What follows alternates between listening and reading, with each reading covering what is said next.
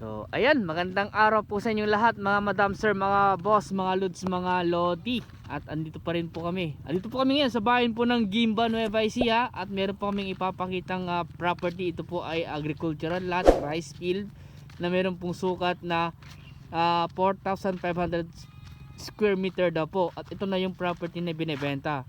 Ito po yun. Ang frontage po niya nasa mga 30 meters po siguro. Simula dito. Simula po dito sa kanto po na ito, sa pilapil po na ito. Ayan. Diretso po 'yan. Ayan po. Pagpasensyahan niyo na po kung medyo shaky yung ating video dahil hindi po nadala ni Boss Ronald yung aming pagba-vlog. So itong cellphone muna yung gagamitin namin. Pasensyahan niyo na po kung medyo ma-shaky po siya. At hanggang doon pa po 'yan sa bandaroon sa mga kasama ko. So nasa mga 30 meters po yung kanyang entrada. So 4,500 square meter po ito.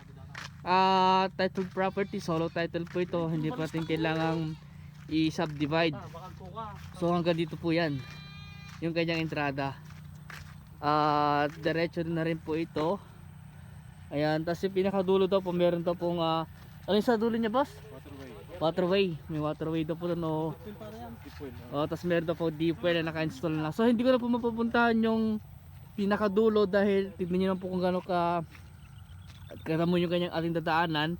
At yung drone video na lang po yung maghahatid po sa inyo dun sa pinakadulo po niya. So i-explain ko na lang po ito. Buhay pa nakapangalan. Buhay pa po yung nakapangalan sa title. No extrajudicial. At ang presyo po ng property nito ay 950. All in na daw po yun hanggang sa matransfer na po yung title sa pangalan nyo po. At itong property po na ito ay maganda po ito. Yan nga sa rice, sa farm rice po niya sa bukid. Pwede po itong tamnan ng mga iba-iba yung po mga pwedeng mga fruit pairing, prutas o kaya yung mga yan sibuyas, mga gulay, pwede po itanim po dito. So ang layo po niya sa highway. So ito po ay irrigation road po ito. Andun po yung barangay road, simentado na po dun sa banda roon. Siguro hanggang dito, hanggang sa barangay cemented road na sa mga 300 meters po siguro. Kung nakikita niyo po yung motor na duman na yun, yun po yung barangay cemented road na po. Tapos ang layo po niya sa may highway siguro sa mga 2 kilometro po siguro. Tapos ganoon din po sa kabila. Yun na po yung cemented road din po, barangay road din po. Pwede rin din po dumaan po diyan. At ang layo po niya sa town proper, siguro estimate ko na sa mga 7 kilometers po siguro ang layo po niya sa town proper po ng Gimba. Sa Tiplex pura siguro mga 10 minutes driving lang po. Sa Maynila po mga 2 oras po siguro mahigit driving. Sa Baguio mga isang oras kalahati po siguro. Ayan. At ito nga po meron pong deep well. At ang maganda nga rin po dito, naka-irrigation po siya. Meron po irrigation canal. Diyan po sila kumukuha ng tubig o patubig po nila sa kanilang palayan. So sa mga naghahanap po ng ganito na rice field na 4,500 square meters, sa mga mahilig pong bukid, baka ito yung inahanap nyo po. At ano yung po presyo po niya, medyo mura pa po yung presyo po niya dito po sa bayan po ng Gimba, located itong property na ito. Ayan.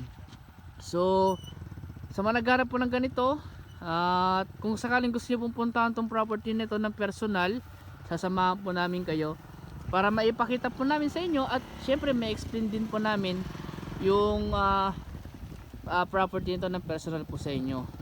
At kung sana mag-schedule po kayo ng viewing Monday to Saturday po sana, pero in case po na Sunday po kayo available, ay yung ibang mga kasama po namin ang sasama po sa inyo sa property po na ito.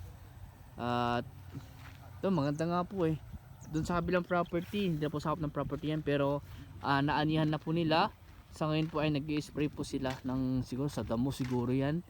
At mag-i-start na po sila ng second cropping.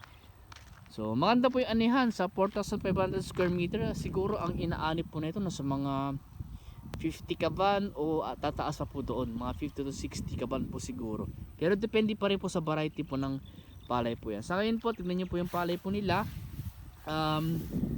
Siguro mga 1 buwan pa to bago maani. Pero baka hindi naabot siguro. Tapos may deep well na, yung nasabi sa amin, meron pa pong waterway daw sa pinakadulo. At ang shape po ng property, pahaba po siya. Tapos yung nga po yung entrada po niya nasa mga 30 meters more or less. Power line, andun lang po yung power line sa may barangay road po. Andun lang po yung power line tsaka internet connection. Andun lang po mga 300 meters lang. So pwede tayo magpalagay ng kuryente po dyan. So ang kuryente kinuhanan po ng bahay dito, kasi dito po mayroon pong bahay po yan, may kuryente na. So doon sila kumuha sa kabila, sa kabilang kalsada o barangay road. Ayan po, yan, kabahayan na po yung mga yan. So hindi po nakakatakot dito. At pwede rin po kayo magbahay dito, mag residential.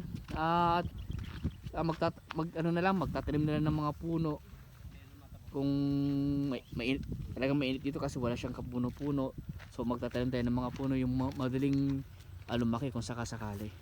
Kung gusto yung papakuran po, nangungontrata po kami ng pagbabakod. Ayan, depende na lang po sa kontrata yan, pag-uusapan na lang po natin. Ang kuha namin kasi sa hektarya po ay 150, pero depende po yan sa shape po ng property. At syempre kung maraming kanto po yung property nyo, ay kailangan po namin mag-adjust sa pricing kung ganun po. Ayan. So kung may katanungan pa po kayo regarding po sa property na to, tawag lang po kayo sa akin. At kung gusto nyo i-viewing, mag-schedule po kayo. At ulitin ko po, ang presyo po ng property na to ay 950 all in. Hanggang sa ma-transfer po yung title sa pangalan nyo po. At ang sukat po niya is 4,500 po. Ayan. So hanggang dito po muna at maraming salamat po sa inyo lahat at God bless po.